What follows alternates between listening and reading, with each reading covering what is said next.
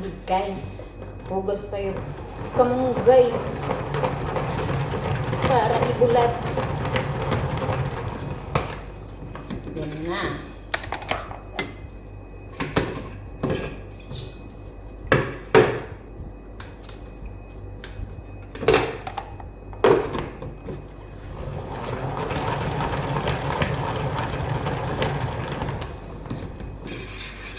Tapos,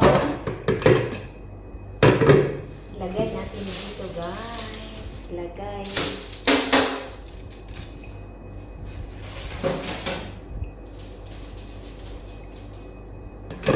And then, mayroon pa tayo.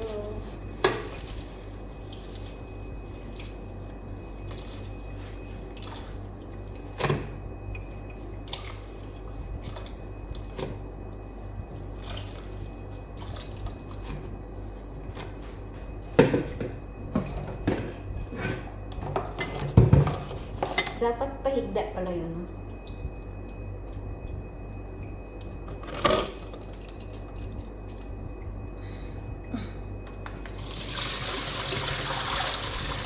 Yeah. Ang dami palang likabok guys. So, kailangan natin hugasan 3 beses. Ay, ang dami palang likabok.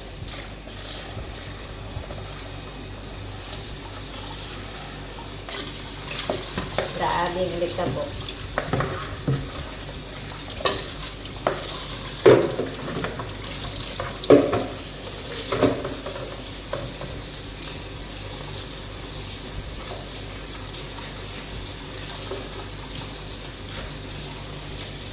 So, kailangan natin hugasan ng 3 beses guys para mawala yung alikabok. Tapos, bilad natin sa init, lagyan natin ng plastic para hindi madapuan ng alikabok. Kasi, sakit ng init eh. So, kailangan natin siya ibilad.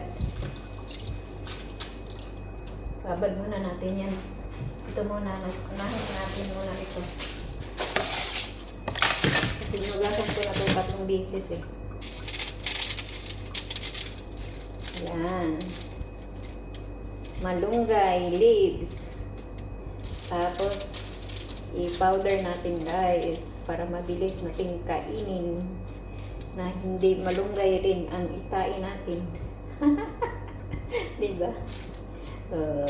Diba? Yan. So, may isa pa.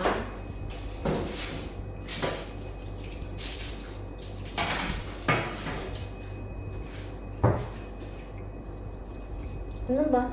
Ay, bilis. 3 minutes na pa.